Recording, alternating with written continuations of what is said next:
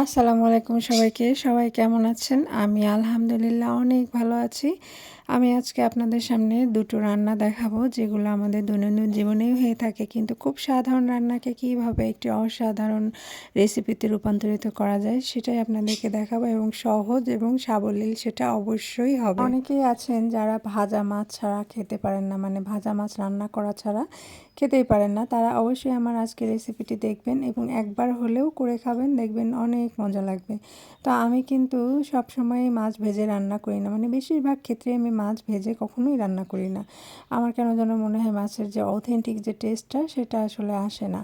তো আমি যেটা করলাম সেটা হচ্ছে মাছগুলোকে আজকে আমি হাতে মেখে রান্না করে দেখাবো আপনাদেরকে। তো আমি প্রথমে পেঁয়াজ, মরিচ, লবণ, হলুদ, ধনিয়া গুঁড়া এবং সামান্য আদা রসুন বাটা দিয়ে পেঁয়াজগুলোকে একটু নরম করে নেওয়ার পরে তারপরে আমি মাছগুলোকে দিয়ে সুন্দর করে মাখিয়ে এটাকে আমি 5-10 মিনিটের মতো একটু রেস্টে রেখেছিলাম। ওটা আসলে ক্যাপচার করা হয়নি ক্যামেরায়, আসলে সব কিছু তো ভিডিওতে ধারণ করা হয় না বা করা যায়ও না আসলে। তো ওভাবে রেখে দেওয়ার পরে কিন্তু মশলাগুলো মাছের মধ্যে আরও ভালো করে ঢুকে যায়, যেটা মাছের টেস্টটাকে আরও বাড়িয়ে তোলে।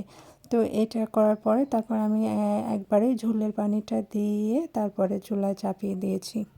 এটাকে আমি মিনিট 10 নাড়াচাড়া করার পরে দেখেন এরকম একটু হয়ে গিয়েছে, একটু থকথকে ঝোল টাইপের হয়ে গিয়েছে। এরপর আমি এটাকে আরও কিছুক্ষণ ঢাকনা খুলে এবার রান্না করব। এখন আর আমি ঢাকনা দিব না। তো আমার কিন্তু এটা মোটামুটি শেষ করা, তো পরের ভিডিওটা নেওয়া হলো না, যাই হোক। এবার আমি আরেকটা আইটেম রান্না করব, সেটা হচ্ছে পাতাকপি। পাতাকপি অনেকে একবারে রান্না করে, মানে একবারে চুলায় চড়িয়ে দেয়, পেঁয়াজ মরিচ ভেজে একেবারে ভাজি করে, কিন্তু আমি ওটা কেন যেন আমার টেস্ট লাগে না। সেই কারণে আমি পাতাকপিটাকে আগে কেটে কুচি কুচি করে কেটে ধুয়ে নিয়ে তারপরে আমি একটু লবণ দিয়ে আমি একটু সিদ্ধ করে নেব। বেশ কিছুক্ষণ না, জাস্ট 5 মিনিট সিদ্ধ করে নেব, বেশি সিদ্ধ করব না, কারণ ভাজি করার সময় তো এটা অলমোস্ট আবার কুক হবেই। তো আগে এত বেশি কুক করে ফেললে অতটা মজা লাগে না আর কি। আর একটা টিপস হচ্ছে, কোনো কিছুই কিন্তু আপনারা ওভার কুক করবেন না। ওভার কুক করলে সেই জিনিসের টেস্ট তো থাকেই না, উল্টো আরও শরীরের জন্যে হাইজিন হয় না আর কি, মানে শরীরের জন্য সেটা উপকারী কখনোই হয় না। তো আমি যেটা করলাম, এরপরে আমি পেঁয়াজ মরিচ ভেজে শুধু একটু জিরা ফোড়ন দিয়ে নিয়েছি, আর কিছু দেইনি। তারপরে আমি এটাকে সুন্দর করে ভেজে ভেজে নিলাম। আর আমার বাড়িতে 2 ধরনের টেস্ট আছে, 2 ধরনের টেস্ট নেবার লোক আছে বাড়িতে। যেটা হচ্ছে আমি হয়তো খেলে যে এখনই আমি নিয়ে নিতাম, তুলে নিতাম, কিন্তু আমার হাজব্যান্ড আরেকটু তেলে ভাজা খাবার পছন্দ করে, সেই কারণে ওর জন্য আমি আরেকটু তেল দিয়ে ভাজা ভাজা করেছি।